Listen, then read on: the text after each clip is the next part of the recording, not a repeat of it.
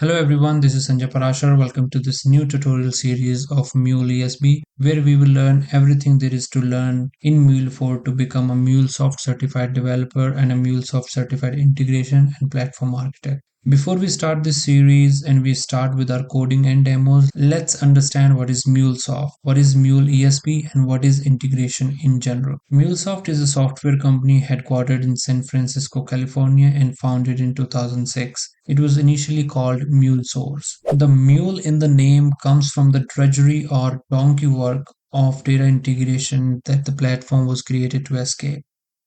The company changed its name to MuleSoft in 2009.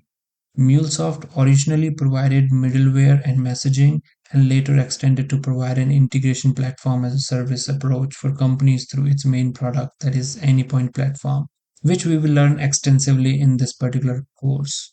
In 2018, MuleSoft was acquired by Salesforce for $6.5 billion. So now we know that MuleSoft or Mule4 is a data integration platform. So let's understand what is integration.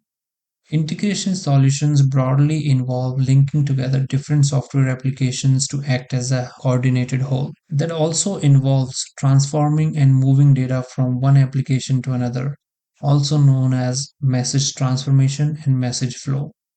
According to MuleSoft, their Anypoint platform is the next generation integration platform, and I tend to agree with them on this one.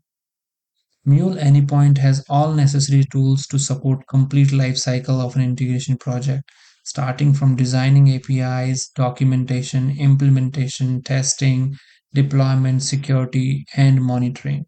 It's a one-stop shop for all your integration needs, and we will learn each and every aspect of this in this tutorial series. My main reason of creating this tutorial series is to provide more precise information in less time.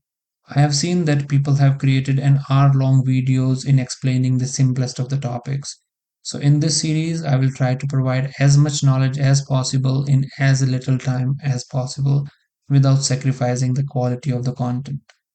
So I hope you're excited about learning Mule4 with easy explanations, examples, and demos because I'm certainly excited about sharing my knowledge with all of you. Now I'll see you in the next session of this series where we will set up our Anypoint platform account, download and install Anypoint Studio, and start developing solutions with MuleSoft. Thank you for watching. See you in the next video.